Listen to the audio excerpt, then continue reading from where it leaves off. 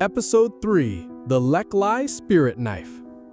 Pluring departed from the Aranyawasi Forest Temple at dawn. His destination was the Serpent Cave, deep in the eastern forests. The journey was longer and more arduous than he had anticipated.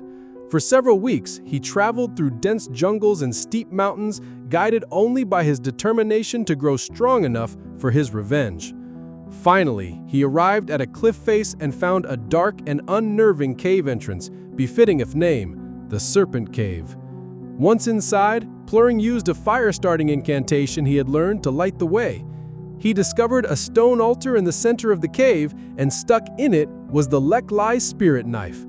It had an intricately carved handle and a blade so jet black it looked like metal that had not yet cooled, faintly radiating a chilling energy. However, as he was about to reach for it, the entire cave trembled. The body of a monstrous guardian formed from shadows and rock. It was a giant serpent with scales of hard stone and blazing red eyes. Pluring's first real battle began. The serpent demon was incredibly fast and powerful. Pluring had to use all the skills he had learned, the art of light-footedness for baiting and basic Buddhist magic for defense, but he was still thrown back several times by its force. At a moment when he was about to be overcome, he remembered his master's teaching about using concentration to find an enemy's weakness.